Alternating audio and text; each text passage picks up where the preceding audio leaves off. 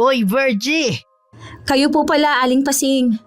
1 linggo din kayo nawala ng pamilya mo ah. Kailan pa kayo dumating? Kagabi lang po kami nakauwi. Mabuti pa kayo, masaya ang naging bakasyon. Samantalang ako dito 1 linggong na perwisyo dahil sa alaga ninyong aso. Lilinawin ko lang po, Aling Pasing ha. Hindi po kami nagbakasyon lang mag-anak. Namatay po ang kapatid ng asawa ko, kaya kinailangan naming umuwi ng probinsya. Ano bang pagkakaiba nun? Tsaka, ano po ang problema sa aso namin? Wala na kasing ginawa kundi tumahol maghapon at magdamag. Hindi po ganon si Rookie. Siguro kapag nandiyan kayo, hindi maingay ang aso ninyo. Isipin mo nga 1 linggo kayong wala. Pasensya na po kung naingayan kayo sa tahol ng aso namin. Kung pwede lang sana namin siyang isama hindi namin siya iiwan dito. Hindi lang sa ingay ng aso ninyo ako nagtiis. Maging sa amoy ng ihi at dumi niya. Palagi ko pong kausap ang nakababata kong kapatid. Alam ko pong umaga at hapon, nililinis niya ang bahay ng alaga namin. Kaya malabo po yung sinasabi ninyo. Parang pinalalabas mong sinungaling ako ah. Hindi naman po sa ganon. Tama na nga ang usapang to. Ayoko na sanang mauulit ito ha. Kung aalis kayo at magtatagal, huwag niyong iiwan ang alaga ninyo. Sa edad kong to hindi na dapat naaabala ang pamamahinga. Pasensya na lang po ulit. Hindi maiiwasan sa mga kapitbahay na meron talagang taong reklamador kahit na maliliit na bagay. Sa paulit-ulit na reklamong natatanggap, nakakaubos naman talaga ng pasensya.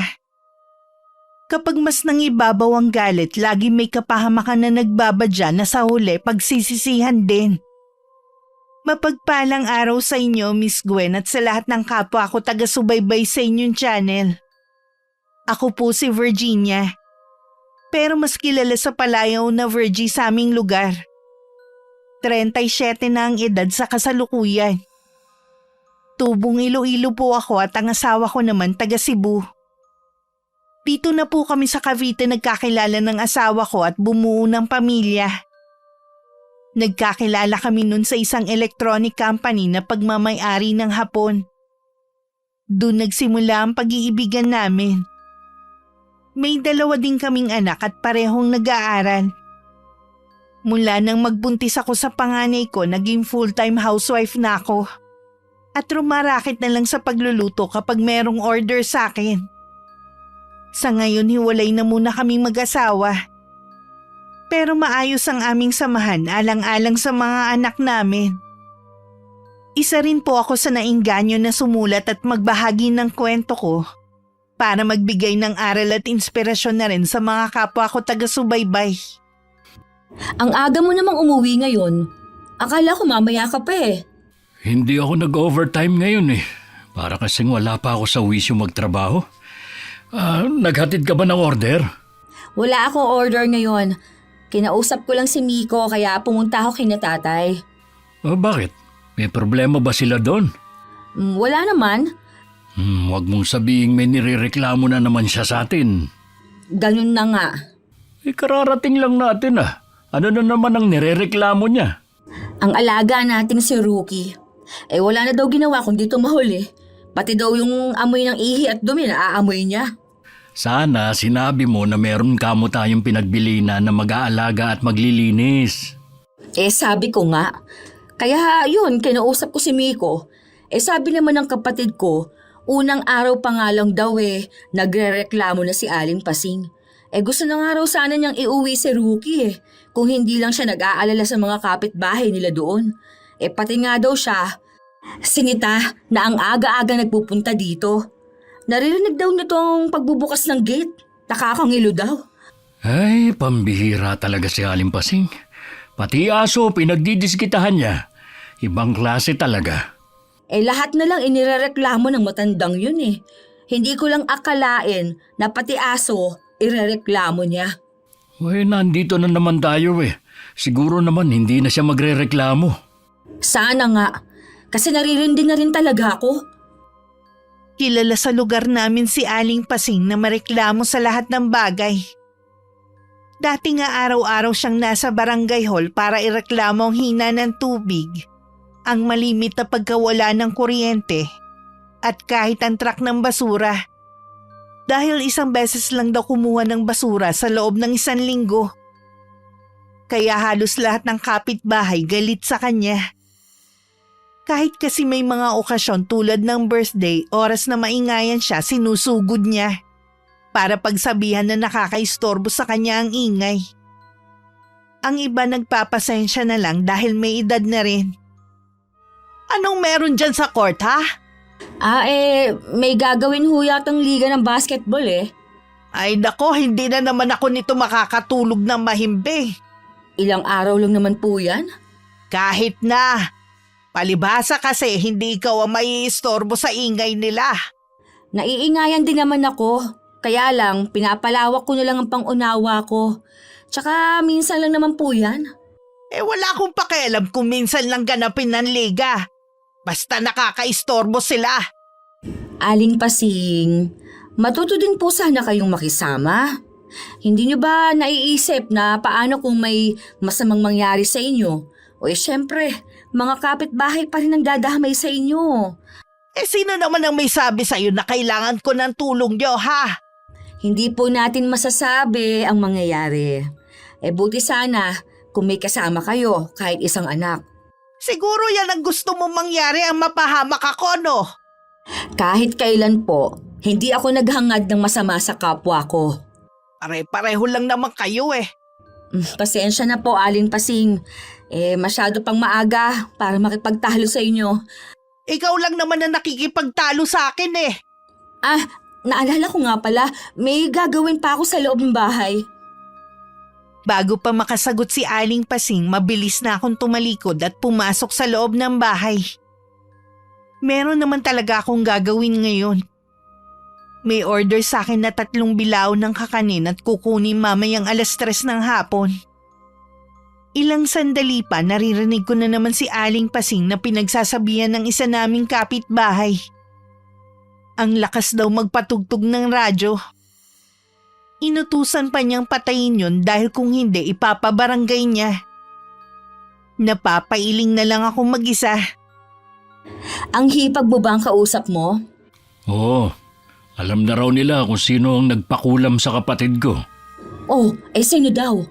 Si Minerva raw. Yung dati niyang girlfriend? Oo, yun nga. Hanggang ngayon pala masama pa rin ang loob niya. Si Arturo kasi nakipagkita na naman pala sa kanya. Nangako na makikipagbalikan. Yung pala, pinaasa lang siya.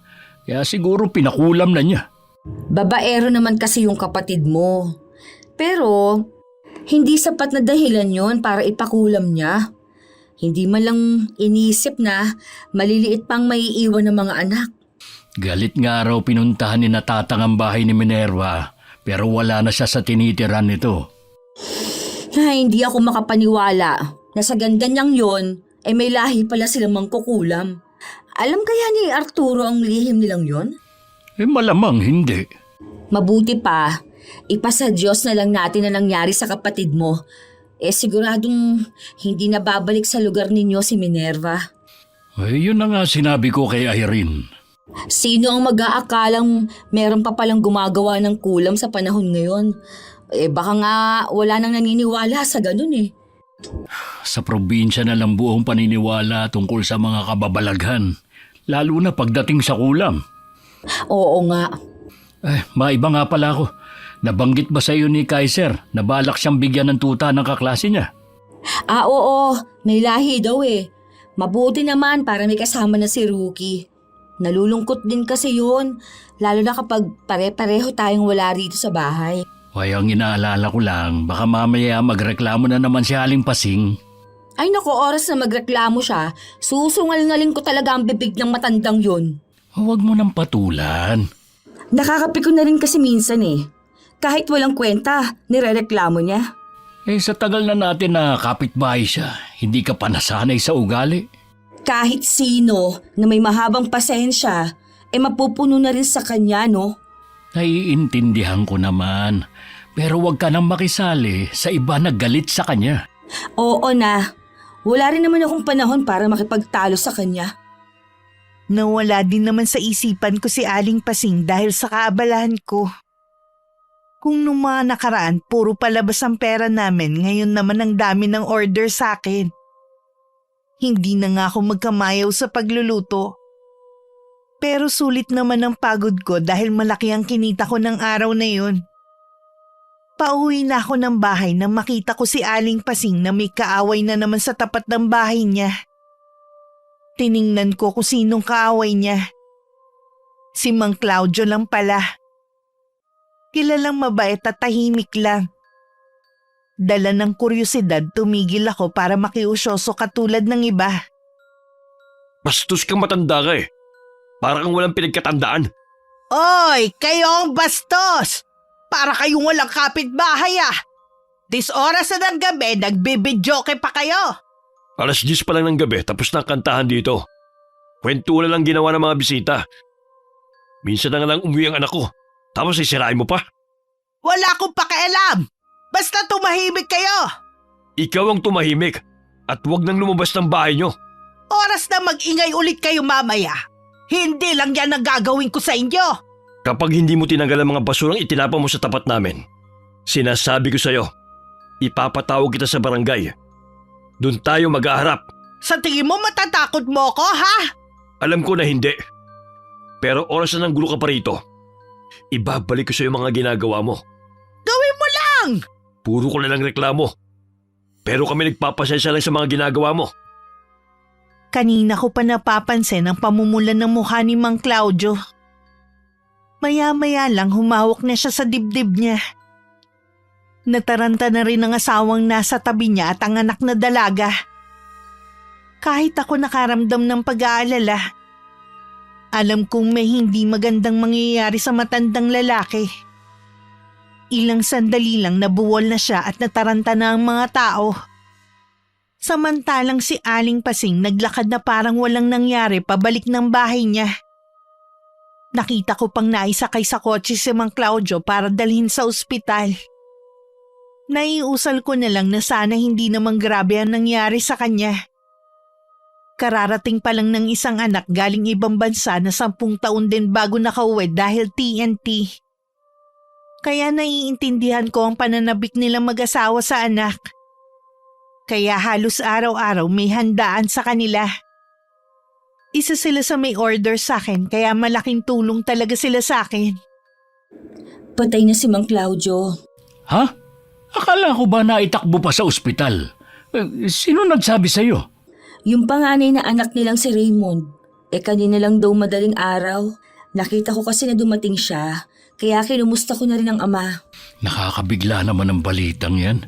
Isa si Mang Claudio sa mabait at maaasahang kapitbahay natin dito. Oo nga eh. Matindi ba talaga ang pagtatalo nila ni Aling Pasing? Oo. Tapos, napansin ko na mapula ang mukha ni Mang Claudio. Alam siguro ng asawa at anak na hindi na maganda ang lagay nito kaya inawat na. Kaso, yung si Aling Pasing ayaw pang tumigil. Ay sana naman makonsensya siya sa nangyari. Wala yatang pakiramdam matandang yun eh. Ay ano daw ba kasi inireklamo ni Aling Pasing? Maingay daw kasi mula nung dumating ang isang anak ni Mang Claudio. Hindi naman ah. Di sana tayo nakakarinig dahil tayo mas malapit sa bahay nila. Yun na nga eh. Tsaka, lalo yatang nagalit si Mang Claudio nang itapon ni Aling Pasing ang mga basura sa loob ng bakuran nila. Bastos talaga ang matandang yun. Kaya nga, dahil sa pagiging reklamador niya, may isang buhay ang nawala. Mula nang iburol si Mang Claudio, hindi na namin nakita pang lumabas si Aling Pasing. Minsan pa nga nakita kong walang ilaw ang bahay niya. Naisip ko tuloy na baka umalis siya. Ayon naman sa usap-usapan, sabi ng asawa at mga anak ng matandang lalaki, ipinapaubaya na lang nila sa may kapal ng nangyari. Ganong kabuti ang pamilyang naiwan ni Mang Claudio. Nakumpirma ko naman sa isa naming kapitbahay na tindera sa palengke. Madaling araw daw nang makita niya si Aling Pasing na may dalang bag at sumakay ng tricycle. Duwag pala ang matandang yun eh. Mabunga nga lang. Sinabi mo pa, Sana man lang hinarap niya si Aling Madi at ang mga anak. Marami talaga mga taong katulad niya. Saan kaya nagpunta ang matandang yun? Di ba may mga anak pa naman siya? Baka nagpunta siya sa isa sa mga yun. Masama mang sabihin, pero sana huwag na siyang bumalik. Sigurado na marami ang matutuwa. Palagay ko, nagpapalamig lang yun. Naririnig ko nga sa lamay na mas marami ang natutuwa sa pag-alis ni Aling Pasing. Ibig sabihin, marami talagang nagagalit sa kanya. Sana naman magbago na siya pagkatapos na nangyari. Yun din ang hiling ko na sana hipuin na ang puso niya. Maging mabuti na lang sana siya. Isama natin si Aling Pasing sa dasal natin at maging si Mang Claudio. Naway makayanan ng pamilya niya ang pagsubok na ito sa kanila. Isang linggo rin ibinuro ng labi ni Mang Claudio. May mga hinintay pa kasing mga kamag-anak na manggagaling pa sa ibang lugar. Tuwing lumalabas ako noon ng bahay, hindi ko maiwasang sulyapan ang bahay ni Aling Pasing. Wala pa ring ilaw yun, ibig sabihin lang nun hindi pa siya dumarating. Kahit pigilan ko ang sarili, nakakaramdam pa rin ako ng inis sa matandang kapitbahay namin. Dumating ang araw ng libing ni Mang Claudio. Halos buong barangay yata ang nakipaglibing. Katunayan na napakabuti niyang tao. Lahat kasi handang makidalamhati at ihatid siya sa huling hantungan. Matuloy na lumipas ang buwan. Nagpa siya ang pamilya ni Mang Claudio na umalis na sa bahay na yon. Ilang araw na silang wala nang biglang dumating si Aling Pasing. Aling Pasing! Dumating na pala kayo. Kailan pa? Kagabi lang ako dumating. Nabalitaan niyo naman siguro ang nangyari kay Mang Claudio. Sinakto niyo pa talaga na umalis kayo. Bakit? Wala ba akong karapatang magbakasyon? Pwede niyo naman sanang gawin niyo sa ibang pagkakataon. Bakit kailangan pang itapat ninyo sa pagkamatay ng tao? Malay ko ba namang mamamatay si Claudio? Alam niyo naman na dahil sa inyo kaya inatake si Mang Claudio. Lumalabas tuloy na parang kayong kriminal na tumakas. Bakit ako ang kailangan sisihin mo, ha? May sakit siya kaya inatake. Kung wala kayong kasalanan, sana man lang humarap kayo sa pamilya niya. Uunahin ko pa ba yung kesa sa pagbabakasyon ko, ha? Ang sabihin niyo, wala talaga kayong konsensya. Tama lang na kayo ang sisihin sa pagkamatay niya. Para sabihin ko sa'yo, wala talaga akong konsensya. Mabuti nga namatay na ang matandang yun Hindi ba kayo natatakot na baka bumalik sa inyo mga binibitiwan ninyong mga salita? Hindi! Kaya tigilan mo na ako! Huwag po kayong mag-alala. Mula ngayon, hindi ko na kayo kakausapin. Nitingnan man lang, hindi ko na ho gagawin. Siguruhin niyo lang na wala akong maririnig sa inyo na kahit anong reklamo. Mabilis ko nang isinara ang gate namin. Nananalim naman ang tingin sa akin ni Aling Pasing. Marami rin ang nakarinig sa naging pagtatalo namin. Wala namang magawa ang matandang babae kundi ang pumasok na lang sa loob ng bahay niya. Hindi kasi maganda ang sinasabi ng mga tao sa paligid tungkol sa kanya. Dahil maraming umorder sa akin, abala na ulit ako. Bigla ko na naman tuloy naalala si Mang Claudio at Aling Madi. Linggo-linggo kasi meron silang order sa akin. Mahirap talagang kalimutan ng mabubuting tao kahit wala na sila. Totoo bang bumalik na si Aling Pasing? Oo, nagkasagutan na nga kami. Ha? Dahil ba sa nangyari kay Mang Claudio? Wala talagang puso ang taong yun. Parang ang natutuwa pa siya sa nangyari. Saan kaya siya nagpunta? Tama ba? Sa mga anak nga siya nanggaling? Hindi ko alam. Sana hindi na lang siya bumalik. Mabuti pa, iwasan mo na lang siya. Kilala kita Alam ko na ubos na ang pasensya mo sa kanya. Iiwasan ko naman talaga siya kahit pader lang ang pagitan ng bahay natin sa kanya, no? Ayoko lang na siya ang lalapit sa akin para magreklamo na naman. Kung wala namang dahilan, hindi yun magrereklamo. Para naman hindi mo kilala ang kapitbahay natin. Tingin ko, kulang lang sa pansin Kaya kahit walang kwentang bagay, inirereklamo niya. Ayoko lang kasi na baka sa galit mo, mapatulan mo siya. Kahit naman kasi magtalo kayo maghapon, hindi rin naman kasi yung tatanggap ng mali niya. Alam ko naman yun eh. Kaya nga kahit tignan, hindi ko gagawin. Galit na galit ka na talaga sa kanya eh. Ay, dako. Konting-konti na lang talaga kasi yung pagtitimpi ko sa kanya, kung alam mo lang. Huwag na nga natin pag-usapan ng kapitbahay natin. Kunot na naman yung noo mo eh. Para ba kanino yung order na ginagawa mo? May nag-order kasi sa akin ito na taga-kabilang barangay. Naging bisita daw niya si Mang Claudio noon. At natikman daw niya ang gawa ko, kaya sinubukan daw niya na umorder sa akin kahit alam daw niya na taga rito lang ang ipinagluluto ko. Siya na daw ang sasagot sa pamasahe ko. Ba, ang galing naman ng misis ko. Nakakaabot na sa ibang lugar ang luto. Oo nga eh.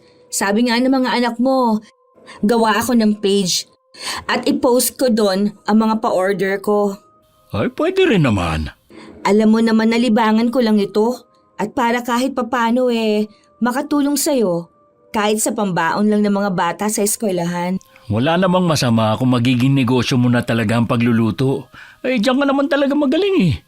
Siyempre, priority ko pa rin kayo ng mga bata. Ayokong mahati ang oras ko. Kahit ba malalaki ng mga anak natin gusto ko pa rin na naaasikaso ko sila at ikaw din. Ang swerte talaga namin ng mga bata sa'yo. Bakit tumatahol si Rookie? Labasin mo nga muna. Mamaya papasukin mo na dito sa loob. May nababalitaan kasi ako na nanlalason daw ng mga aso Mahirap nang mabiktima ang alaga natin. Pagkatapos ko ngang ayusin ng mga order, gumayak na ako. Gusto pa nga akong samahan ng asawa ko pero tumanggi ako. Kaya ko naman. At iniisip ko kasi na pagod din siya sa trabaho. Sa paghahatid ko nga ng mga order, hindi ko akalain na may makikita akong isang tao. Nag-aabang na ako noon ng tricycle pa uwi nang mamataan ko si Minerva. Papunta siya sa direksyon ko.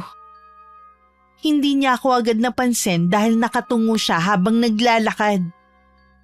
Nang malapit na siya sa akin, tsaka ko naman siya inawakan sa braso. Kitang-kita sa mukha niya ang matinding gulat at takot. Ate Virgie? Oo, ako nga. Buti nakikilala mo pa ako. Dito ka lang pala nagtatago, malapit sa amin. Nakikiusap po ako sa inyo. Hayaan niyo na lang ako. Pagkatapos ng ginawa mo? Nagawa ko lang naman po yun dahil sa matinding galit. Hindi sapat na dahilan yun para kulamin mo siya. Maagang nawala ng ama mga anak niya. Alam niyo po na kaming dalawang magkasintahan. Inagaw lang siya sa akin ng babaeng yon. Para ka namang mauubusan ng lalaki sa ginawa mo Ang dami dyan. Hindi ka naman pangit. Alam ko po, Ate Virgie. Pero si Arturo lang ang lalaking minahal ko. Maniwala man kayo o hindi. Unti-unti ko na siyang nakakalimutan noon. Pero lumapit na naman siya sa akin. Nanunuyo na ako talaga ang mahal niya. Hanggang nagbunga ang pagmamahalan namin.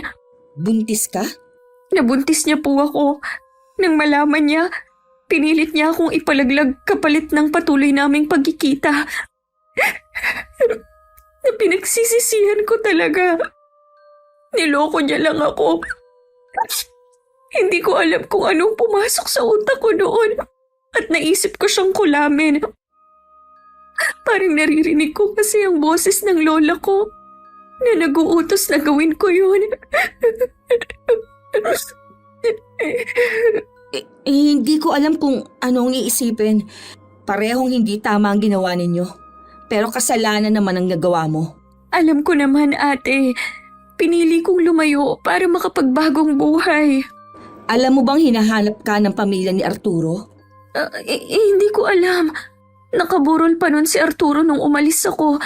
Nakikiusap ako sa'yo. Huwag mong sasabihin kay Kuya Erning. Bakit kasi naniwala ka pa kay Arturo? Alam mo kung gaanong kababaerong lalaking yon. Nagmahal lang po ako ng maling lalaki. Mabuti na rin na nalinawan ako sa nangyari. Sa iyo lang kasi ibinubunto ng galit at sisi Patawarin niyo ako, te. Hindi ko sinasadyang lahat. Kaya nga nagpakalayo-layo na ako. Sa totoo lang, nung magnobyo pa lang kayo ni Arturo noon, Mas gusto ka namin ni Erning dahil alam namin na mabait ka at totoong tao. Kumpara sa napangasawa niya na walang makasundo sa pamilya ni na Erning. Alam ko po na walang kapatawaran ang ginawa ko at may balik yun sa akin. Handa po akong harapin ang parusang naghihintay sa akin.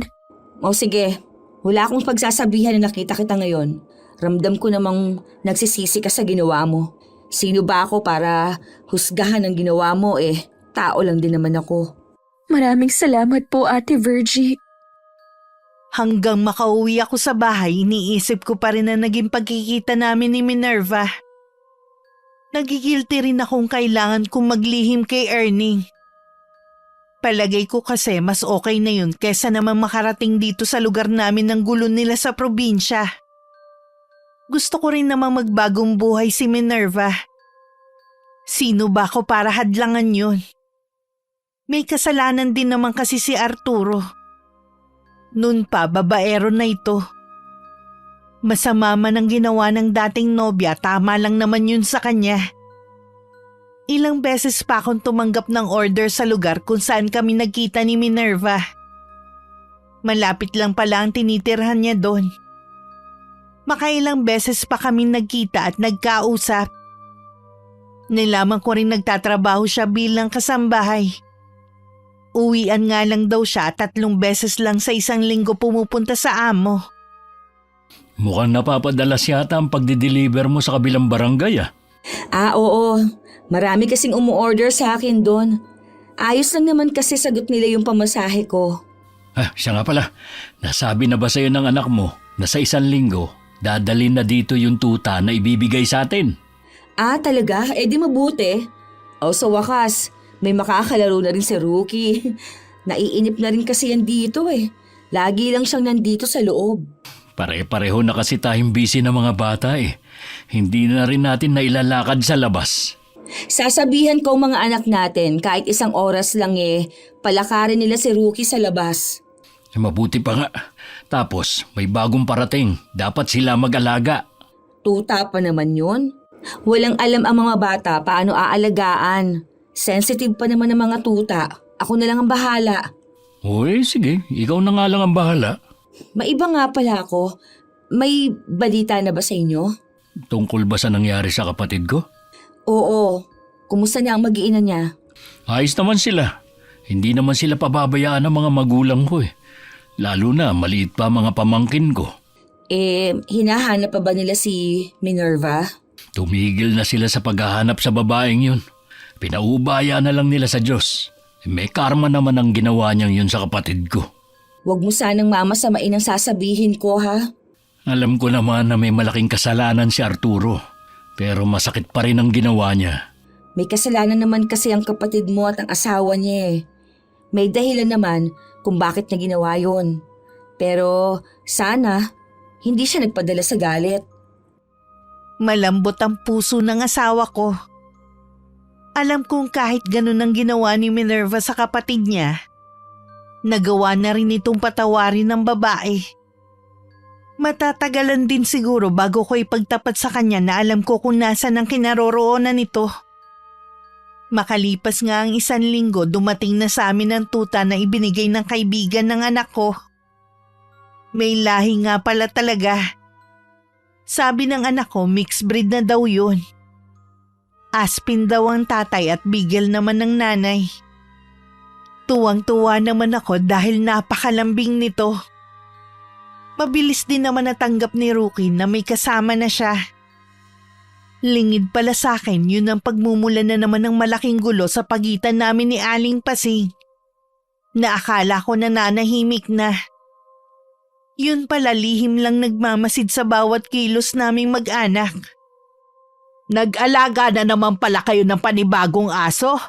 Opo, bigay ng kaibigan ng anak ko sa amin. Hindi pa talaga kayo nakontento sa isang alaga, no? Paano niyo maaasikaso yun Pare-pareho kayong abala sa gawain.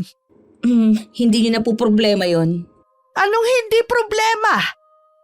Pader lang ang pagitan ng mga bahay natin, oy. Ang ingay niyan siguradong dinig na dinig sa bahay ko. Baka pati amoy ng ihi at dumi maaamoy ko rin. Sa totoo lang po, halos lahat ng mga bahay dito may alagang aso. Bakit ba kami lang ang pinag-iinitan ninyo ha? Yung mga sinasabi mo naman malalayo ang bahay. Tayo magkapit-bahay lang. Huwag po kayong mag-alala. Kapag nagkapera kami, patataasin ko ang pader para hindi na po ninyo maririnig ang ingay at maaamoy ang sinasabi ninyong panghe ng dumi ng mga alaga namin. Alam mo kasing may mga kapitbahay ka. Nag-alaga pa kayo ng mga aso. Grabe na nga ang pagtitiis ko sa isa ninyong alaga dinagdagan mo pa. Nag-uumpisa na naman po kayo Nakalimutan niyo na ba ang una nating usapan ha? Hindi ko alam ang sinasabi mo. Basta alisin mo yung istorbo mong mga alaga. Wala talaga kayong kadala-dala, no? Namatay na nga si Mang Claudio dahil sa inyo, nag-uumpisa na naman kayong magreklamo sa walang kwentang bagay. Wala akong kasalanan sa nangyari sa kanya. At huwag mong ibahin ang usapan Huwag niyo pong sagarin ang pasensya ko sa inyo. Marami na pong naiinis sa inyo na taga rito. Baka gumawa na kami ng hakbang para mapaalis kayo sa lugar na to. Sa akala mo ba matatakot mo ko, ha? Alam ko pong lahat ng tao may kinatatakutan. Kaya huwag kayong magpanggap na matapang. Binabalaan kita. Kung ayaw mong lasunin ko yung mga alaga mo, i-dispatcha mo ang mga yan. Kung makapag-utos kayo, parang gamit lang ang pinag-uusapan. May buhay din po ang mga alaga namin. Wala sabi akong pakialam. O pues, wala din po akong pakialam sa reklamo ninyo. Kung ayaw ninyong pakawalan ko si Rookie at ipahabol kayo, umalis na kayo. Natakot naman si Aling Pasing. Lalo na nang marinig niya ang sunod-sunod na tahol ng alaga namin. Sinira tuloy ng matandang babae ang araw ko. Kapag ganun pa naman, wala ako sa mood na kumilos. Naiintindihan ko naman ng iba na hindi mahilig sa hayop. Pero iba naman kasi ang kapitbahay namin na lahat na lang nirereklamo niya. Hindi ko na rin binanggit sa asawa ko nangyaring pagtatalo namin ni Aling Pasing. Pero yung matanda inabangan si Erning at nagsumbong. Anong klaseng asawa bang meron ka ha, Erning? Hindi marunong rumespeto sa matatanda. Siguro pala sagot din siya sa mga magulang niya at kahit sa mga biyanan niya. Wala kayong karapatan na pagsalitaan ng hindi maganda ang asawa ko. Hindi nyo naman talaga siya ganun kakilala Anong hindi? Sa pagsagot-sagot niya sa akin, ipinakilala na niya ang tunay niyang pagkatao. Kung totoo man po na sinagot niya kayo, siguro napuno na siya sa inyo. Kilala ko si Virgie. Magalang siya sa mga nakatatanda sa kanya dahil ganun sila pinalaki ng mga magulang nila.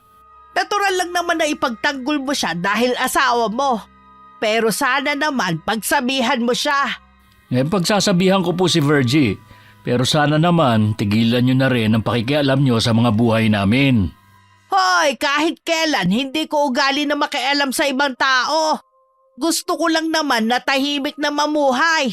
Lahat naman ng tao ganun ang gusto. Pero kung hindi rin kayo magbibigay, pareho nating hindi makukuha ang tahimik na pamumuhay na gusto natin. Ang gusto ko ay dispatchan niyo ang mga alaga niyong aso.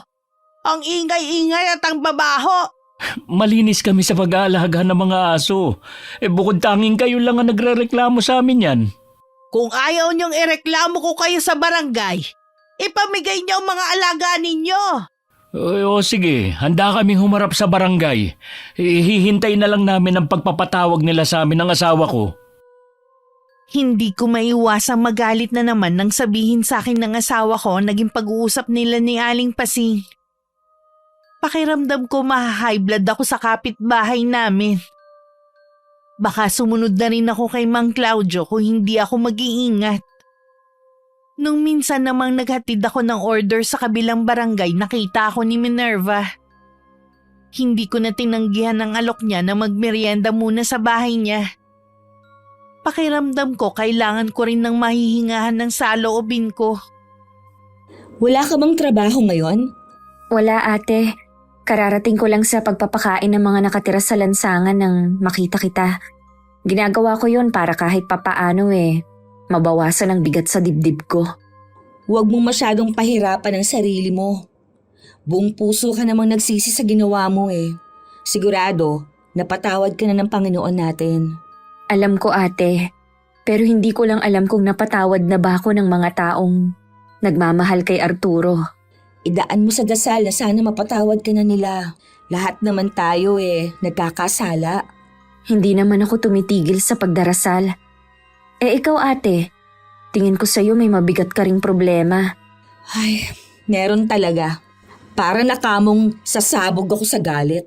Pwede bang malaman kung ano ang bumabagabag sa'yo? Baka makatulong ako sa'yo. Yung kapitbahay kasi namin na matanda, wala nang ginawa kundi ang magreklamo. Pati aso namin nirereklamo at gusto niya i-dispatch siya namin. Ano yun? Gamit lang? May mga ganun yatang tao na inilapit sa atin para subukan kung hanggang saan ang pasensya natin. Ubus na ang pasensya ko Pinipigilan lang ako ni Erning. Kung hindi siya madadaan sa usapan, bakit hindi na lang kayong umiwas? Gustuhin man namin. Sarili naman namin yung bahay. Halos 5 taon din namin yung hinulugan. Bakit hindi kayo mag-usap sa barangay? Sabi niya, magrereklamo daw siya sa barangay. Hanggang ngayon, hindi pa naman kami pinapatawag. Panakot lang naman yun ng matanda. Ang inaalala ko, baka totohanin niya yung bantang lalasunin ng mga alaga namin. Sabi ng asawa ko, nananakot lang daw yung si Aling Pasing. Mag-iingat ka pa rin te. Malulupit ang ibang tao sa hayop. Lagi naman sila sa loob ng bahay, lalo na sa gabi. Sa araw nga lang, nasa bakuran para dumumi at makatakbo-takbo. Pasensya ka na te ha, kung wala akong maitutulong. Naku, malaking tulong na nga itong pakikinig mo sa akin Gumaan kahit papaano ang pakiramdam ko. Si Erning kasi, laging bukang bibig nun, pagpasensyahan na lang namin kasi nga matanda na daw. Wala naman kasing pinagkatandaan Naiintindihan ko ate ang nararamdaman mo, pero huwag kang papayag na mawala sa inyong mga alaga ninyo. Hindi talaga magkakamatayan muna kami. Pag-uwi ko, nadatnan ko ang mga bata na umiiyak. Biglang uminit ang ulo ko nang malaman ng dahilan. Ipinasyal daw nila ang mga alaga namin sa labas nang bigla daw dumating si Aling Pasing. At kung ano-ano masasakit na salita ang binitiwan sa kanila. Sa tindi ng nararamdaman ko dahil sa pinaghalo-halong pagod at galit, sinugod ko siya sa kanila na hindi na inisip ang kahinatan ng gagawin ko. Lumabas ka dyan, Aling Pasing! Tayo magharap ngayon! Anong ginagawa mo rito, ha? Trespassing ka na. Wala akong pakialam! Kung gusto mo, pasukin pa kita dyan sa loob ng bahay mo kapag hindi ka humarap sa akin! Nandito na ako. Ano bang kailangan mo? At inaabala mo ang pamamahinga ko. Wala kang karapatan na paiyakin ang mga anak ko! Para yun lang ang sinabi ko, umiyak na. Hindi naman batang busbus ang mga anak mo, Pinasama mong loob nila dahil sa mga sinabi mo. Sinabi ko lang naman na masarap gawing kaldereta ang mga alaga nila. Para hindi ako nakakaistorbo ang mga yon. Mabuti pang ibenta na lang nila sa nangangatay ng aso. Walang hiya ka talaga, matanda ka! Inuubos mo talaga ang pasensya ko! Akala mo ba urungan kita, ha? Wala ka talagang bodo. Pati matanda pinapatulan mo. Kahit kailan talaga hindi kita igagalang na matanda ka. Hindi ka karapat-dapat kahit sa konting respeto. Hayop ka! Mga anak ko pa talaga! Ito dapat sa'yo! Sinisiguro ko sa'yo magbabayad ka sa ginawa mo. Wala akong pakialam! Ngayon pa lang, naniningil na ako sa ginawa mo! Hindi lang sa bunot ang ginawa ko kay Aling Pasing kundi sipa at sampal na rin. Walang gustong umawat sa amin ng mga kapitbahay sa takot na pati sila madamay. Para kaming mga manok na panabong at nakapaligid sa amin ng mga miron. Natigil lang ang pag-aaway namin nang may humila sa akin. Nagpumiglas pa ako sa taong humahawak sa akin. Paglingon ko si Erning pala. Nakarating sa barangay ang nangyari. Kahit anong gawin ng kapitan namin, hindi ako nakipagkasundo kay Aling Pasing. Ganun din naman siya. Kami pa nagpagamot sa matanda dahil sa tinamo niyang sugat at mga pasa. Pagdating sa bahay, nagkaroon pa kami ng pagtatalo ng asawa ko. Oh, tignan mo nga yung nangyari dahil pinairal mo yung init ng ulo mo. Anong gusto mong gawin ko, ha? Palampasin ko na lang ang ginawa ni Aling Pasing sa mga anak natin, ha? Grabe naman kasi ang ginawa mo sa matanda eh. Kung hindi pa ako dumating, baka napatay mo yung tao. Bakit ba? Pakiramdam ko mas kinakampihan mo pang matandang yon. Mas naaawa ka pa yata sa kanya kesa sa ginawa niya sa mga anak natin. Hindi naman sa ganun. Sana kinausap mo lang siya kaysa sinaktan. Ilang beses na ba natin kinausap ang matandang yon, ha? Gulo kasi lagi ang hanap niya, kaya pinagbigyan ko lang siya. O ano ba napala mo, ha?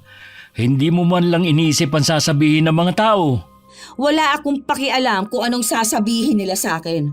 Basta ang alam ko, tama lang ang ginawa ko sa matandang yon. Oras na meron pa siyang gawin sa akin at sa mga tao na mahalaga sa akin, mas matindi pang ibabalik ko sa kanya. Sige, kung ganyan ang iaasal mo, sa susunod, bahala kang pumunta sa barangay. Okay lang. Ano bang aasahan ko sa'yo? Kahit naman noon pa hindi mo na ako sinusuportahan. Masyado ka kasing takot sa sasabihin ng mga tao. Mula noon naging malamig na ang pagsasama namin ni Erning. Hindi kami nagkikibuan kapag nasa bahay siya. Inaasikaso ko pa naman siya pero tahimik lang ako. Mas nakatuon na lang din ang pansin ko sa mga anak ko at mga alaga namin. Mas sila pa nga ang kinakausap ko at para naman silang nakakaintindi. Hindi nga lang nakakapagsalita.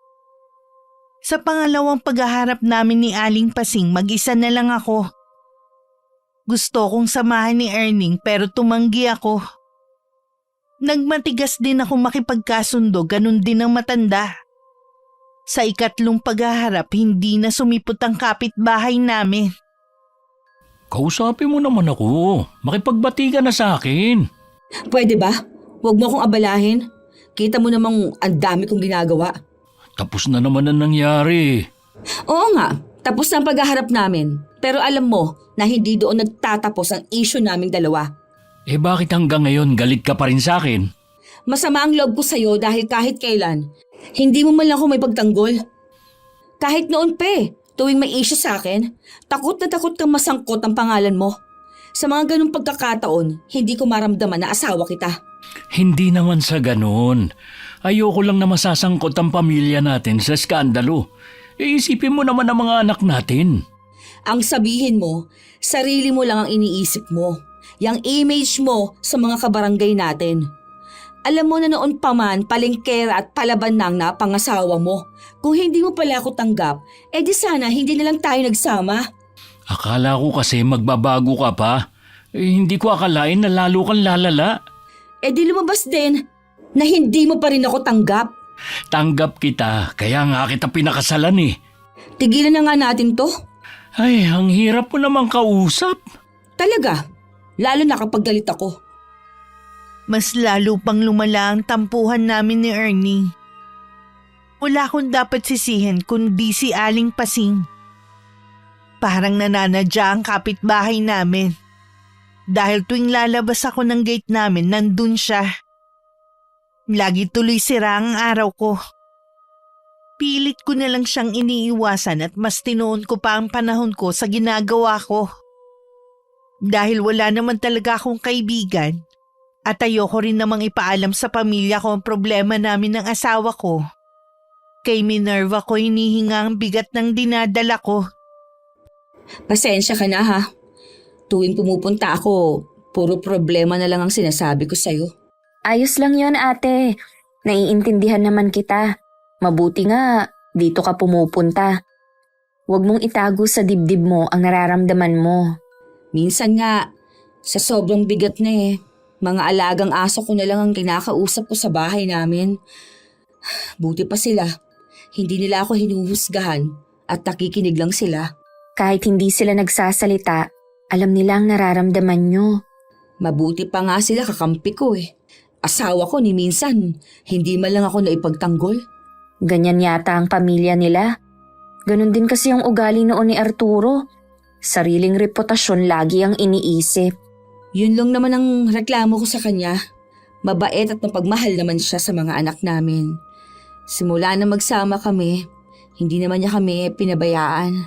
Kahit papaano, maswerte ka pa rin ate. Huwag mo sanang hayaan na masira ang pagsasama ninyo dahil sa isang pangyayari na hindi nyo kontrolado. Hindi naman siguro aabot sa paghihiwalay ang tampuhan na masyado na kaming matanda para pahabain ang away namin. Nagpapalipas lang kami pareho ng galit. Kumusta pala yung kapitbahay nyo? Wala pa rin pagbabago. Ang dami pa rin reklamo sa ibang tao. Sakit nga sa ulo ang mga ganon. Alam mo, kapag meron pa talaga siyang ginawa, patawarin ako ng Diyos. Dahil baka kung ano ang magawa ko sa kanya. Mabuti pa ate, magmerienda ka muna. Tingin ko kasi parang pumayat ka. Sa bahay kasi hindi ako makakain. Tapos kapag mag-isa lang ako, hindi na talaga ako kumakain. Baka naman magkasakit ka niyan. Huwag mo namang pabayaan ang sarili mo. Huwag naman sana. Hindi ako pwedeng maratay dahil sa mga anak ko at mga alaga. Kung hindi nyo nga lang mamimiss ng mga anak mo ang mga aso nyo, sasabihin ko sana na dito na lang sila eh. Tingin ko kasi, yun ang ikinagagalit ng kapitbahay nyo. Yun nga. Hindi naman siya inaano ng mga alaga ko eh. Nag-aalala nga ako na baka isa sa araw na ito, lasunin na niya ang mga alaga namin. Kaya mahigpit kong bilin sa mga anak ko na kapag wala ako, ipasok ang dalawa sa loob ng bahay at huwag iiwan sa labas ng walang bantay. Kapag hindi pa rin tumigil ang kapitbahay nyo, pwede naman sila dito pansamantala. Salamat ha. Hindi na ako mag-iisip kung saan ko sila dadalhin kung sakali. Naalala ko nga pala, mahilig ka rin pala sa aso noon. O nasaan na nga pala sila? Namatay na silang lahat dahil sa katandaan. Bata pa ako, alaga na namin sila ni Lola. Swerte naman nila. Namatay sila dahil sa katandaan. Mula nang mawala sila, hindi na ulit ako kumuha ng aso. Wala kasing maiiwan sa kanila kapag nagtrabaho ako eh. Kapag nabuntis si Luna, bibigyan kita. Matatagalan pa nga lang dahil 4 na buwan pa lang siya eh. Sige ate, sa palagay ko naman magtatagal na ako dito. Sa nakikita ko naman sa'yo, mukhang maayos ka na. Oo, salamat sa Diyos at unti-unti ko nang napapatawad ang sarili ko. Lagi ka lang maging positibo sa buhay. Huwag ka rin susuko sa mga problema. Kapag may kailangan ka, sabihan mo lang ako. Habang naglalakad ako pa uwi sa amin, namataan ko si Aling Pasing na pasilip-silip sa may gate namin. Hindi niya ako agad napansin. Malayo pa lang kasi bumaba na ako ng tricycle dahil may kailangan akong bilhin sa tindahan. Napansin kong may hawak siya sa kanang kamay niya. Nang mapansin niya ako, agad niya yung tinago sa bulsa ng suot niyang duster. Virgie, ikaw pala! Anong ginagawa ninyo dito? Tsaka, anong sinisilip nyo dyan? Hinahanap kasi kita eh. Hinahanap? Alam niyong umalis ako kanina dahil nakita niyo ako na may mga ide-deliver. Tapos sasabihin yung hinahanap ninyo ako? Kung ayaw mo maniwala, edi wag. Hindi talaga ako naniniwala. Nandito pa sa labas sa mga alaga namin. Siguro, may masama kang binabalak ano? May nakita akong hawak mo kanina eh. Ano yon ha? Hoy Virgie, tigilan mo ako ha. Baka naman gusto mong ipabarangay kita ulit. Ano ka mo? Hindi ka na nga sumipot sa huli nating paghaharap eh. Huwag mo akong tinatakot ha. Kahit saan tayo magkita, hindi kita uurungan. Tama nga ang asawa mo. Palengkera ka nga talaga. At saan mo naman narinig na sinabi yan ng asawa ko, ha? Totoo, di ba? Palengkera ka. Huwag ka na magtaka kung iwan ka niya. Ako ba talaga? Inuubos mo ang pasensya ko, ha? Ano ba nangyayari dito? Eto kasi matandang to eh. Nahuli ko na may masamang binabalak sa mga alaga natin. Sinungaling ka talagang babae ka. Baka ikaw yon. Mabuti pa, Aling Pasing. Umuwi na kayo. Baka ako mismo magreklamo sa inyo sa barangay dahil sa panggugulo nyo. Iniwanan pa kami ng matalim na titig ni Aling Pasing bago tumalikod. Ako namang galit na pumasok sa loob ng bahay. Pinapasok ko rin ang mga alaga namin. Hinanap ko ang 2 bata para sana sitahin na bakit walang bantay ang 2 aso. Hindi pa dumarating ang 2. Ibig sabihin, ikaw ang nagpalabas sa 2? Tapos, hindi mo binabantayan? Alam mo may masamang tangka sa kanila ang matandang bruhang kapitbahay natin. Ikaw lang naman ang nag-iisip niyan eh. Walang masamang mangyayari sa mga alaga natin. Huwag ka masyadong pakampante. Hindi mo alam kung anong utak meron ng matanda na yon. Kaya ba inaaway mo na naman? Tingnan mo nga yung mga sinasabi mo. Siguro, ikaw din ang nagsabi sa kanyang palengkera ko. Uy, bakit ko naman sasabihin sa kanya yun? O paano niya nalaman, ha? Sige nga. Aba, malay ko sa matandang yun. Stress na nga ako sa kanya. Dinadagdagan mo pa. Akala mo ikaw lang stress dito, ha?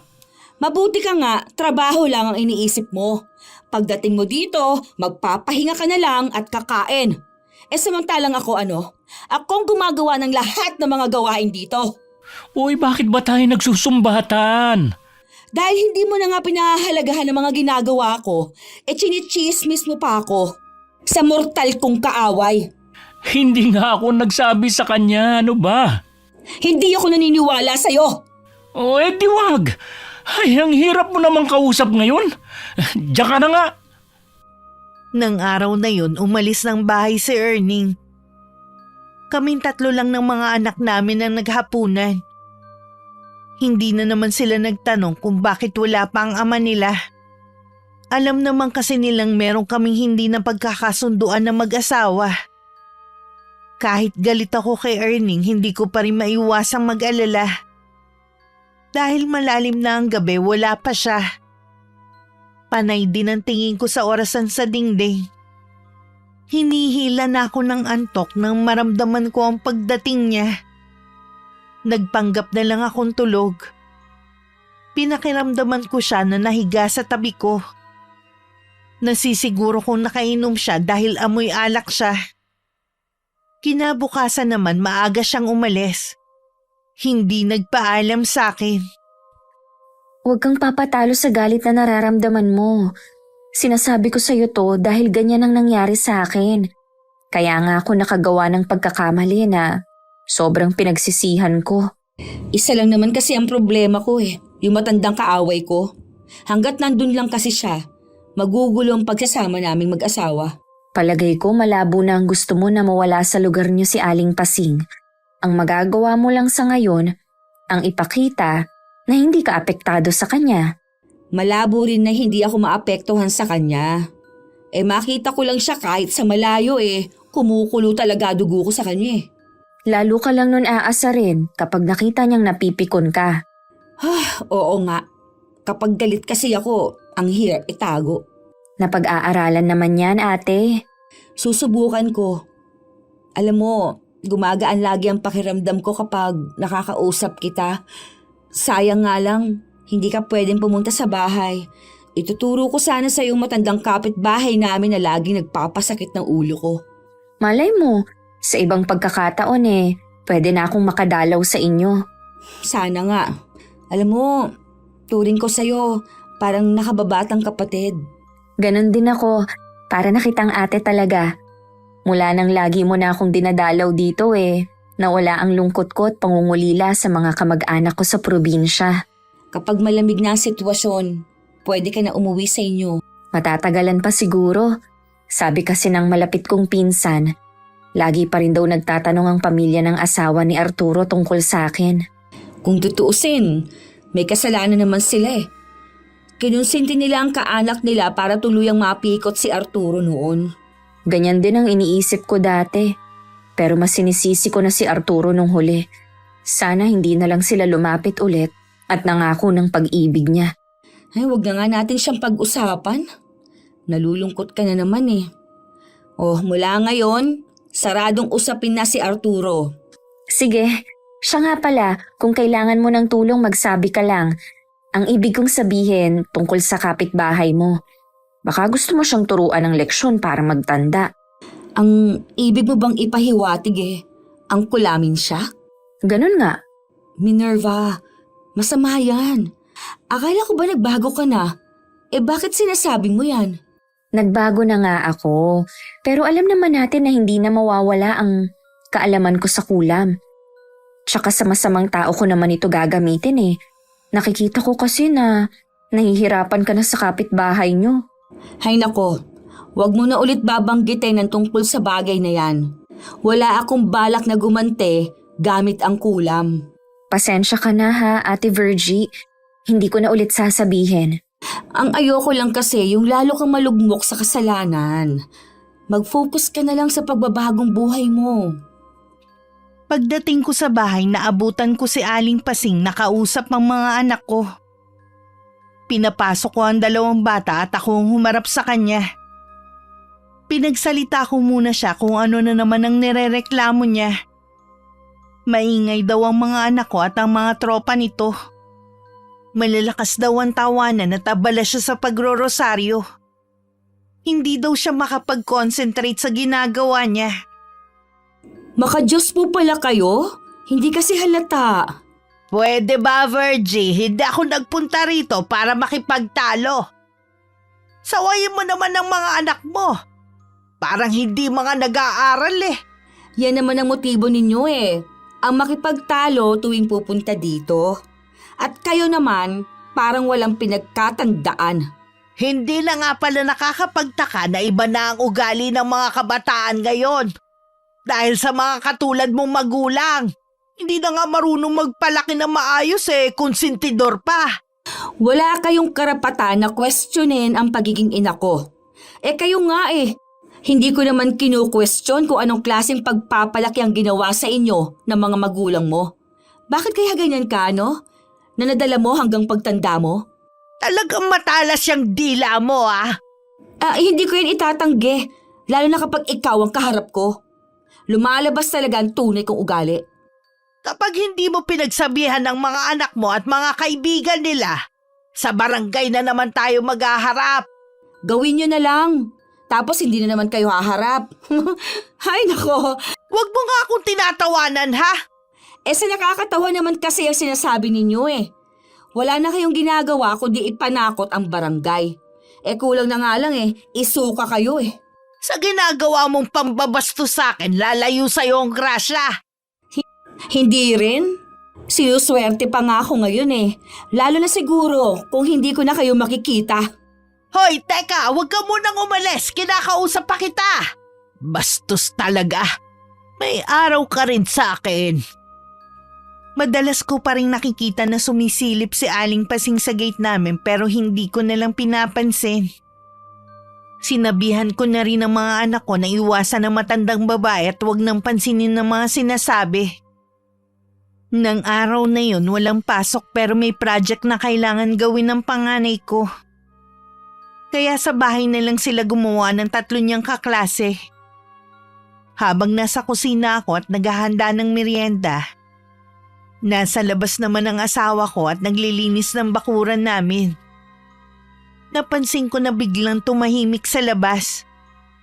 Nagtaka ko na ang bilis naman niyang natapos ang gawain niya. Pagkabigay ko sa merienda sa anak ko at sa mga kaklase niya, lumabas ako sandali. Nakita kong kausap niya si Aling Pasing. O ngayon, tsaka mo sabihing sinungaling ako gaya ng gustong palabasin ng asawa mo. Dinig ang malakas na tawanan ng anak mo at mga kaklase niya. Ako ba gumawa na ng ingay na naistorbo kayo? Pasensya na kayo. Pagsasabihan ko na lang ang anak ko. Dapat lang. Ilang beses na ako nakiusap kasi dyan sa asawa mo Pero hindi siya mapakiusapan. Nagagawa pa niya akong tawanan. Mabuti na lang nakita kita. Mas maayos ka pang kausap kaysa kay Virgie.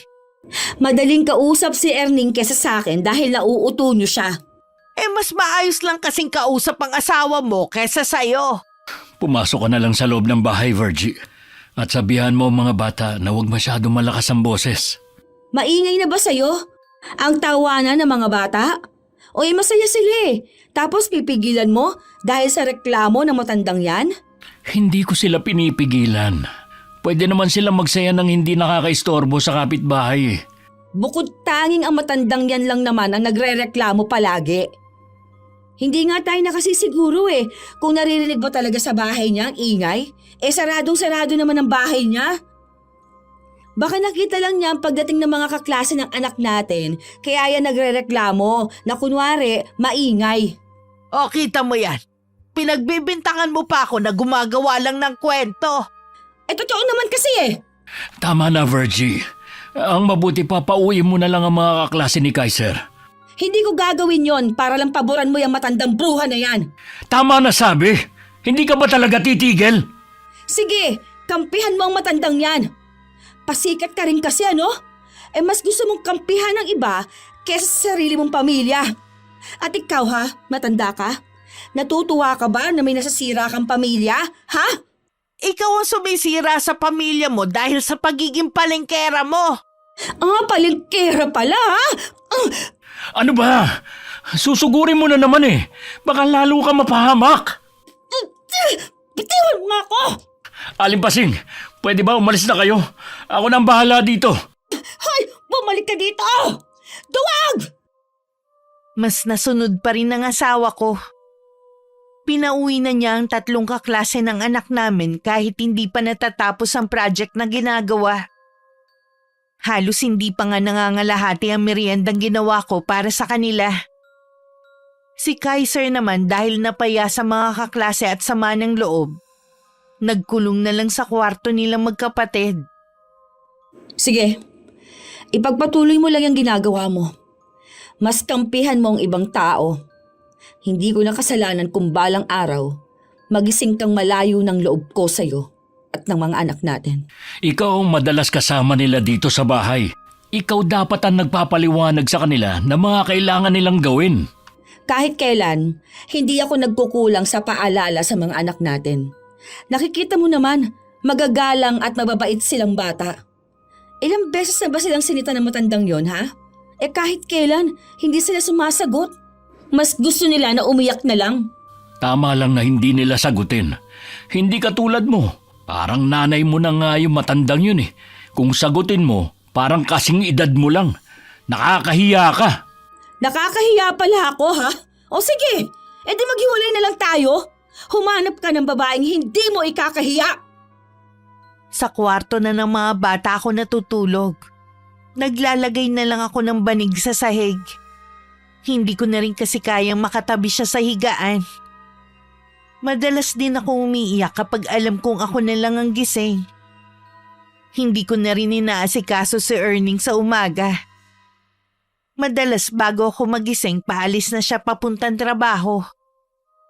Kahit ang 2 naming anak, nasa akin ang simpatya. Noon ko lang napag-isip-isip na kapag meron kaming hindi pagkakaunawaan mag-asawa, doon ko lang nakikita ang mga kapintasan ng bawat isa. Na dati hindi ko nakikita o sadyang binabaliwala ko lang dahil sa pagmamahal. Hindi pa rin tumigil si Aling Pasing. Sa pagkakataong yun, mga alaga ko na namang aso ang pinupunteriya niya. Mahigpit kulit binili na ng mga anak ko na wag iiwan sa labas ang 2 na walang bantay. Narinig din yun ng asawa ko na nasa sala lang ng mga oras na yun. Okay lang ba na bukas dalhin ko muna dito si Ruki at Luna? Oo naman ate, welcome naman dito sa bahay ang mga alaga mo. Kahit magtatatakbo pa sila dito sa loob ng bahay hanggang labas walang magbabawal. Bakit nga pala nagbago ang isip mo? Masama kasi ang kutob ko Ewan ko ba? Hindi ko may paliwanag. Malakas talaga ang kutob nating mga babae. Wala namang masama kung susundin mo. Dapat nga nung isang araw ko pa dadalhin. Hindi ko naman mauna ang pagdadala dito dahil sa dami ng order sa akin. Bukas naman nandito lang ako sa bahay. Kaya kahit anong oras, pwede mong dalhin dito si Ruki at Luna. Ngayon pa lang nagpapasalamat na ako sa'yo. Wala yun. Sabi ko naman sa'yo kahit anong tulong handa akong ibigay. Mas mabuti ka pa sa asawa ko. Nalulungkot ako sa nangyayari sa inyo ng asawa mo. Para kasing habang tumatagal, lalong lumalaki ang away nyo. Sa 12 taon kasi namin pagsasama, ngayon ko lang nakita ang tunay niyang ugali. Ganun yata kapag sobra mong mahal ang isang tao, bulag ka sa mga kapintasan niya.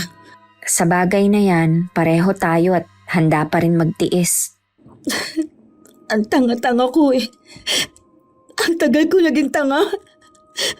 Ngayon ko lang naisip na kaya pala hindi niya ako maipakilala sa mga kaibigan niya. Hindi niya ako maisama sa mga Christmas party sa trabaho nila kasi ikinahihiya niya ako. Naniwala pa naman ako sa mga dahilan niya tuwing gusto ko sumama. Kung sakaling makikipaghiwalay ka na, kausapin mo pa rin ang mga anak nyo para malaman ang saloobin nila. Bala ko nga silang kausapin pag uwi ko mamaya. Baka kapag hindi muna kayo magkita, makapag-isip-isip kayo pareho kung ano ba ang gusto ninyong mangyari. Tama ka. Kung lagi kasi kami nagkikita, lalo lang mag-iinit ang mga ulo namin. Nasa malapit lang naman ang pamilya ko eh. Pwede kami siguro dun muna ng mga bata. Kahit ano pa ang maging desisyon mo ate, hangad ko ang makakabuti sa inyo ng mga anak mo. Hintayin mo na lang ako dito bukas ha. Uuwi na muna ako ngayon. May kailangan pa kasi akong ayusin eh. Wala pa sana akong balak umuwi. Pero bigla na lang bumigat ang pakiramdam ko. Parang may bumubulong sa utak ko na umuwi na ako. Naiiling na lang ako habang sakay ng tricycle. Nasisiraan na yata kasi ako ng bait dahil sa naririnig kong bulong sa isip ko.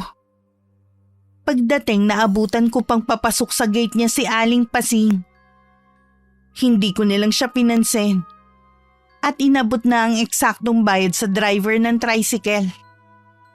Pagpasok pa lang nagtaka na ako bakit hindi tumatahol ang mga alaga namin.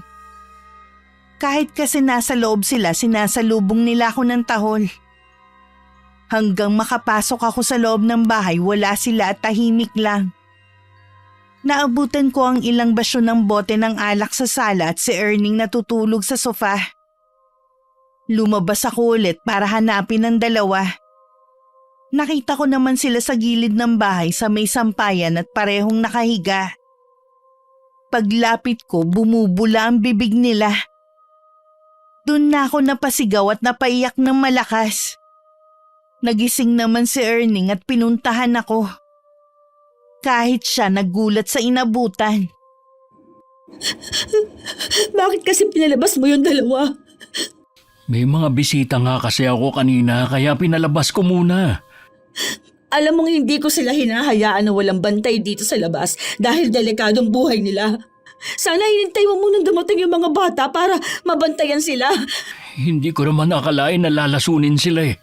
Noon pa, lagi ko nang binibiling na bantayan ng alaga natin dahil may kapitbahay tayo na walang kasing itim ang budhi.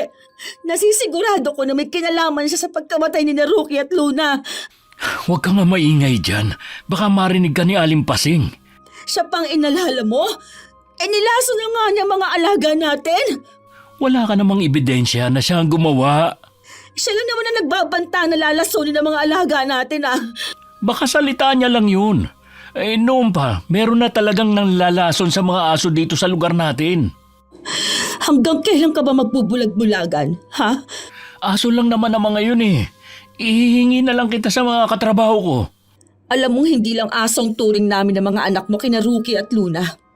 Pamilya natin sila at hindi basta alaga lang. Kasalanan mong nangyari sa kanila. Uy, bakit naman naging kasalanan ko? Hindi ko namang ginusto nangyari ah. Dahil puro sarili mo lang ang iniisip mo. Tama lang na iwan ka namin ng mga bata. Ang babaw naman ang dahilan mo. Para aso lang eh.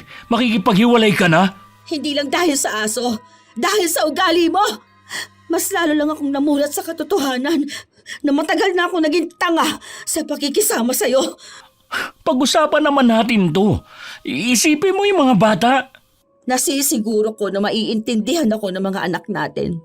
Dahil malawak ang mga pang-unawa nila at hindi tulad mo. Ano ba ang gusto mong gawin ko para hindi lang kayo umalis? Kung gusto mo, kasuhan natin si Aling Pasing. Hindi ko naaaksahin pa ang oras ko sa'yo. Sabi mo nga wala naman akong ebidensya.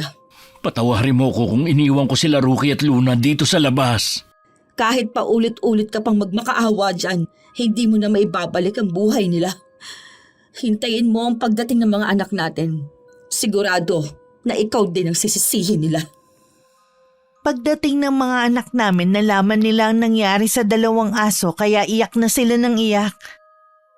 Kahit wala ng buhay ang 2, mahigpit pa rin nilang niyakap ang mga to. Nang sulyapan ko ang asawa ko, tahimik din siyang umiiyak. Pero ni katiting hindi man lang ako nakaramdam ng awa. Nang araw ding yun, kinausap ko sina Kaiser at Red.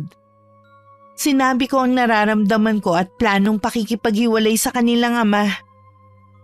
Hindi ko pa sila tinatanong, agad na nilang sinabi na sa akin sila sasama. Pinaayos ko na sa kanila ang mga gamit nila. Alam na rin ng kapatid ko na si Miko ang pag-uwi namin sa bahay. Nagsabi siya na susunduin na lang niya kami. Bakit ba kailangan humantong sa ganito? Ang tagal kong naging bulag! Salamat kay Aling Pasing. Minulat niya mga mata ko sa mga kapintasan mo. Pwede naman natin pag-usapan ang problema Sana noon pa, hindi yung pinalala mo pa. Lalo mo pang dinagdagan ng sama ng loob ko. Akala mo siguro magtitiis pa rin ako na kasama ka. May hangganan ng lahat ng ginagawa mo. Harap-harapan mo kung ipinapahiya sa harap pa mismo ng kaaway ko. Virgie, nagmamakaawa ako sa'yo. Na magmakaawa.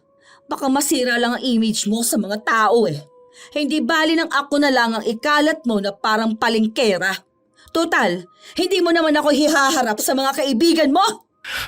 Virgie! Red, Kaiser, nandyan na yata sa labas ang tito Miko ninyo. Mauna na kayo lumabas. Bago sumakay ng sasakyan na dala ng kapatid ko, tiningnan ko muna ang bahay ni Aling Pasing. Alam kong nasa loob lang siya ng bahay niya. Nagingit-ngit pa rin ang kalooban ko dahil sa ginawa niya. Kahit kailan hindi ko rin siya mapapatawad. Hanggang makasakay, nagmamakaawa pa rin ang asawa ko na huwag kaming umalis. Pagdating sa bahay, ipinaliwanag ko naman sa mga magulang ko ang nangyari. Kahit sila nagagalit sa asawa ko at ganun din sa kapitbahay namin. Kahit sa kanila kasi nakakaabot ang ugali ni Aling Pasing. Ilang araw din bago ako nagpakita kay Minerva. Pagdating pa lang sa bahay niya, yumakap na ako habang umiiyak. Ikinuwento ko rin ang nangyari at pag-iwan ko sa asawa ko.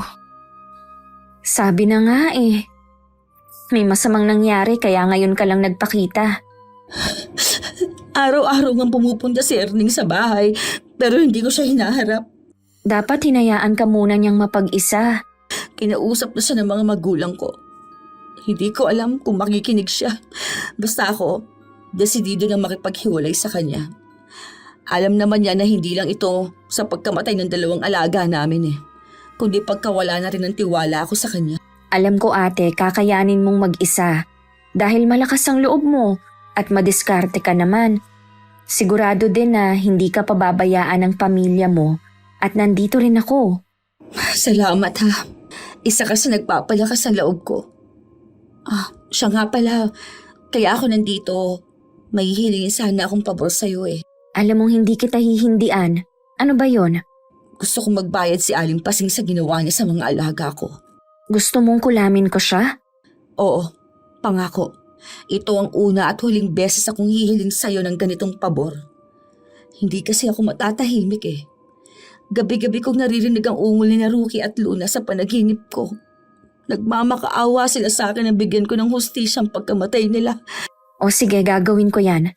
Pero matanong ko lang, sigurado ka na bang si Aling Pasing ang lumason sa 2? Nabanggit mo kasi dati na laganap ang panglalason sa lugar ninyo. Sigurado ako na siya lang ang gumawa nun. Pag uwi ko kasi ng araw na yon, nakita ko naman siyang papasok sa bahay niya. At ilang beses din niya akong pinagbantaan na lalasunin ng mga alaga ko. Kahit litrato lang niya, sapat na. Meron ka ba dyan? Oo, meron ako. Nakunan ko siya ng litrato gamit ang cellphone ko. Ngayon pa lang, isipin mo nang nabigyan na ng hustisya ang mga alaga mo. Salamat sa'yo ha. Gusto kong magbayad siya sa mga ginawa niya. Mabigat pa rin ang kalooban ko dahil sa nangyari. Naiiyak pa rin ako tuwing naaalala ko ang paghihirap ni Ruki at Luna. Parang ayoko na tuloy mag-alaga ulit dahil sa mga katulad ni Aling Pasing na malulupit sa mga hayop. Sinunod ko rin ang bilin sa akin ni Minerva. Na tuwing 3:00 ng hapon usalin ko ng 3 beses ang dasal sa salitang Latin na isinulat niya sa kapirasong papel. Bago ko yung ginawa, umusal din ako ng paghingi ng tawad sa may kapal. Alam ko kasing mali ang gumante pero hindi rin kasi ako matatahimik. Erning! Kayo po pala, Aling Pasing. May kailangan po ba kayo? Kararating mo lang ba galing trabaho? Oo, Ilang araw ko na yatang hindi nakikita ang mag-iina mo. mahigit 1 linggo na silang hindi umuwi dito sa bahay. Ibig mo sabihin, hiwalay na kayo ni Virgie? Parang ganun na nga. Ano naman ang dahilan? Aling Pasing, magsabi nga kayo ng totoo. Kayo ba lumason sa mga alaga naming aso? Hindi ko alam ang sinasabi mo, iho. Wala pong gagawa nun kundi kayo. Huwag mo kong pagbibintangan kung wala naman kayong maipakita na pruweba. Alam ko lalabas din ang totoo. Baka nga sa bibig nyo pa mismo manggaling na kayo nga lumason sa mga alaga namin. Para ka na ring asawa mo. Aray, ano ba tong kumagat sa mukha ko? Isang bubuyog. Lintik talaga. Ang sakit. Tama lang sa'yo na apak-apakan. Tigilan nyo na yan. Durog na yung insekto. Palibhasa kasi hindi ikaw ang kinagat. Baka uwi na nga. Naiiling na lang ang asawa ko habang nakatingin sa papalayong matandang babae. Yun na rin ang huling araw na nakita niya ito. Panay pa rin ang suyo niya sa akin pero hindi pa rin ako humaharap. Kinakausap naman siya ng mga anak namin. Pinangakuan din niya na bibigyan ng bagong tuta ang magkapatid pero tumanggi ang mga yon. Ang dahilan nila sa kanilang ama baka lasunin na naman. Hindi kasi ganun kabait ang mga kapitbahay namin sa aso. Minsan galing sa amin sa earning nadatnan niyang may lalaking naghihintay sa tapat ng gate. Noon lang niya nakita yun. Alanganin pang ngumitito sa kanya. Nagpakilala naman yun sa kanya, Greg ang pangalan. Anak ni Aling Pasing. Hindi na kasi magandang lagyan ng nanay ko. Hindi ko alam na may sakit pala ang nanay mo. Kaya pala halos 1 buwan ko na siyang hindi nakikitang lumalabas. Ilang doktor lang tumingin sa kanya pero hindi pa rin siya gumagaling. Kaya naisip namin na ipatingin siya sa albularyo. Nakumpirma nga po namin na kinukulam siya. Ang sabi po sa amin, tanging kapatawaran lang po ng taong yun na makakapagpagaling kay inay. Kaya ka ba nandito ngayon? Marami na po ako napuntahan ng mga bahay. Ako na pong humihingi ng kapatawaran sa kanila kung may nagawa mang masama si inay. Nakaaway din ang asawa ko ang nanay mo. Pero malabo na siya magpakulam kay Aling Pasing. Pwede bang makausap ang asawa niyo? Matagal na silang hindi umuwi dito ng mga anak ko eh. Dahil nga rin sa nanay mo, kaya ako iniwan na mag-iina ko. Patawarin niyo na si inay. Pakisabi rin sa asawa niyo. Uy, nasaan nga pala ang nanay mo? Nasa bahay lang siya. Hindi na nga siya lumalabas eh. Ang tanging pag-asa na nga lang mapatawad siya ng taong kumulam sa kanya. Marami kasing nakaaway ang nanay mo, kaya mahirap magturo kung sino ang gumawa nun sa kanya. Pero tama rin naman ang ginawa mo na humingi ng tawad sa lahat ng mga taong nagawa niya ng masama. Dala ng kuryosidad sa nangyari kay Aling Pasing, dinalaw to ng asawa ko sa kanila. Kapapasok lang niya, naririnig na niya ang sigaw ng matandang babae. Halata sa mga hiyaw nito ang matinding sakit na pinagdadaanan. Iginiya naman siya ni Greg sa isang kwarto. Naroon sa loob ng kulambo ang nanay niya. Halos masukang ang asawa ko nang makita niya ang kalagayan ng matanda. Kalahati ng mukha nito may malaking sariwang sugat. Inuuod na rin ito. Matinding pagpipigil lang ang ginawa niya para hindi masuka sa malansang amoy na nagmumula sa sugat nito. Mabuti naman dinalaw mo ko. Nabalitaan ko kasi nangyari sa inyo. Totoo nga pala talaga ang kulam. Kung hindi pa nangyari sa akin hindi pa ako maniniwala. Sana gumaling kayo agad. Hanggat hindi ako napapatawad ng taong gumawa nito sa akin, patuloy ako magdurusa. May pinaghihinalaan ba kayo kung sino gumawa nito sa inyo? Marami akong nakaaway pero ang asawa mo lang ang palaban sa akin. Pakisabi naman sa kanya na patawarin na niya ako. Inaamin ko na ako ang lumason sa mga aso ninyo. Nagawa ko lang yan para gumanti sa kanya. Kayo naman pala may kasalanan . Paano nyo nagawa yun sa mga walang kalaban-laban na mga hayop? Pinagsisisihan ko na ang mga ginawa ko. Magsisimang kayo, huli na ang lahat. Sana mapagaling kayo ng albularyo. Kinabukasan muling bumalik si Erning sa bahay. Sa pagkakataong yun, hinarap ko na siya. Tungkol daw kay Aling Pasing ang sadya niya. Nang marinig ko ang sinabi niya, nakaramdam naman ako ng awa kahit papano sa matandang babae. Pero hindi pa rin naaalis ang galit sa dibdib ko. Pero plano ko nang kausapin muli si Minerva para bawiin ang ginawa nito sa kapitbahay namin. Sapat na siguro yun para maturuan ito ng leksyon. Pinuntahan ko si Minerva pagkatapos kong maghatid ng order malapit sa bahay niya. Pero ganun na lang ang gulat ko na nandun ang kapatid kong si Miko. 1 buwan na pala silang magkasintahan. At tanggap ng kapatid ko si Minerva at ang nakaraan nito. Kaya ako napunta dito dahil may hihingin akong pabor. Hindi ko alam na masusurpresa ako. Sorry kung naglihim kami. Balak na rin naman namin magtapat sa'yo. Hinihintay lang namin na lumamig ang sitwasyon. Wala naman akong tutol sa relasyon ninyo. Tanggap ka naman pala ni Miko . Salamat ate. Ang inaalala ko na lang si Kuya Erning. Huwag mo siyang intindihin. Sa palagay ko malabo pa kayo magkita. Swerte mo sa kapatid ko. Masipag at mabait yon. Hindi rin babaero. Isa sa pinagpapasalamat ko ang pangalawang pagkakataon na ibinigay sa akin sa pag-ibig. Siya nga pala. Kaya ako nandito para sabihin, bawiin mo na ang ginawa mo kay Aling Pasing. Palagay ko sapat ng paghihirap niya para pagbayaran ng ginawa niya. Kung nagsisisi na ba siya sa ginawa niya at napatawad mo na siya, kusa nang mawawala ang karamdaman niya. Salamat. Ayoko rin kasing mabuhay sa puro galit . Hindi ako makakapagsimula kung may dinadala pa rin ako sa dibdib ko. Talaga bang wala nang pag-asa na magkabati pa kayong mag-asawa? Nag-usap na kami. Gusto ko munang isipin ang sarili ko. Bumalik sa trabaho. Total, malaki naman na mga anak ko. Bahala na kung magkakabalikan pa kami. Siguro gusto mo lang mahanap muli ang sarili mo. Dahil mula nang mag-asawa ka, sa kanila mo na inilaan ang buong buhay mo. Ganun na nga. Natutuwa ako na sa wakas, magiging kapamilya ka na rin namin. Iba talaga magbiro ang tadhana. Sino ang mag-aakala na magiging hipag ko pa si Minerva? Ang maganda at mahinhin namang kukulam.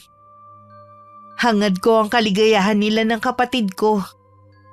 Alam kong magiging mabuti siyang asawa kay Miko. Kami naman ng asawa ko mas pinili na muna maging magkaibigan. Siguro naging instrumento na lang si Aling Pasing at ang mga pangit na pangyayari para mamulat ang mga mata ko sa pagsasama namin ni Erning. Sa ngayon, masaya at kontento ako sa buhay ko kasama ang mga anak ko.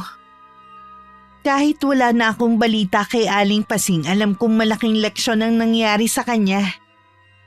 Ang sobrang mareklamo maliban sa lalayuan ka na ng grasya. Mga kaaway pa ang lalapit sa'yo. Libre lang ang maging mabuti. Kaya piliin pa rin natin na maging mabait. Sana maraming natuwa sa aking kwento, Miss Gwen. Maraming salamat po at mabuhay ang inyong channel. Wakas.